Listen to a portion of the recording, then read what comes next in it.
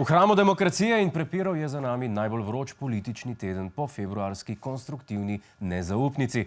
Brez skrbi, vroč politični teden ne pomeni, da je gospod Trček plesal striptiz, pač pa, da je potekalo glasovanje o ustavni obtožbi gospoda Janeza Janše. Poglejmo, kaj so premierju očitali tokrat.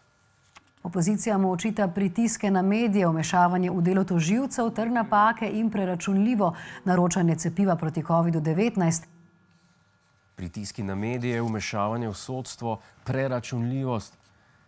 Jaz nisem noben strokovnjak za ustavno pravo, ampak to se mi ne sliši kot kršenje ustave. Se mi pa sliši kot gospod Janša, to pa je. Ustavna obtožba ni uspela, kar je v danih razmerah približno tako presenetljivo kot Miha Kordiš v Puliju. Je pa vseeno presenetljivo nekaj drugega. Poglejmo kaj. Potem, ko so že zjutraj v državnem zboru tudi s podporo nepovezanih poslancev z glasovanjem zavrnili predlog, da bi za mnenje o predlogu ustavne obtožbe premierja Janeza Janše vprašali tudi predsednika republike Boruta Pahorja, se je začelo zdaj že vsem znano merjenje moči med koalicijo in opozicijo.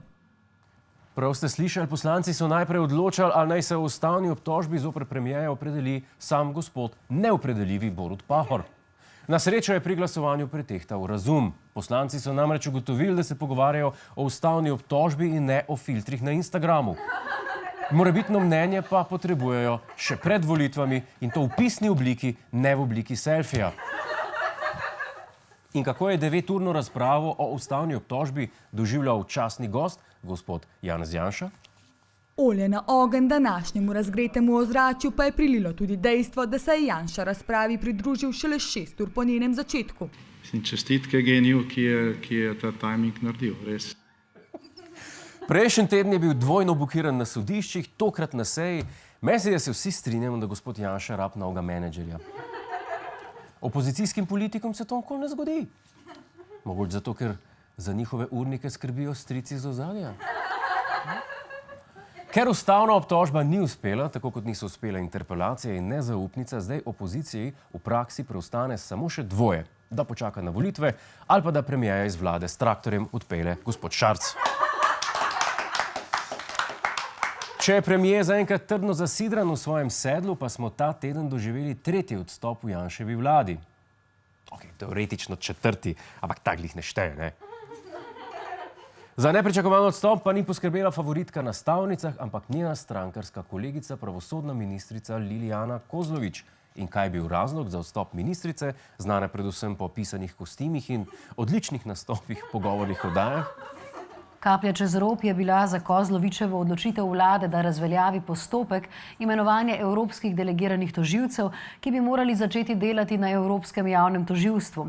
Premijer Janša je na Twitterju že pozval predsednika SMC Zdravka Počivalška, da čim prej predlaga novo ime. Dajmo pogledati na zadevo s pozitivne strani. Če prejšnji teden nismo imeli potrjenih kandidatov za evropske delegirane tožilce, zdaj nimamo niti kandidata, ki bi te kandidate predlagal.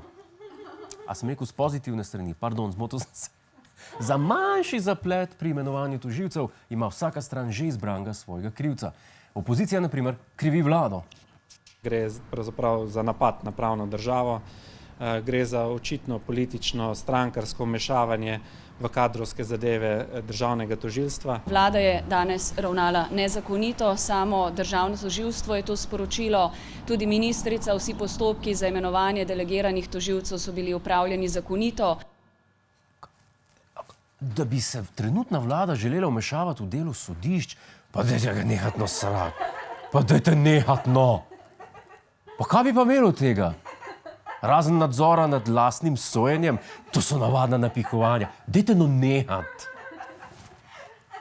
K sreči je premijer Janša že pred tedni razložil, zakaj kandidati, ki jih je predlagala ministrica Kozlovičeva, ne bodo sprejeti.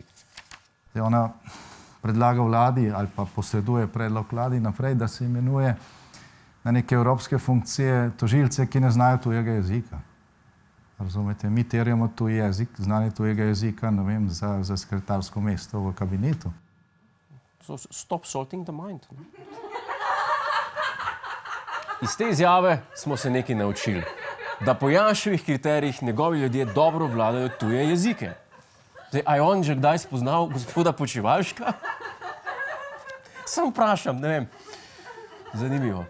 Da se lahko imenovanje tožilcev premakne iz mrtve točke, mora zdaj vodja stranke SMC Zdravko Počivalšek predlagati novega kandidata za pravosodnega ministra.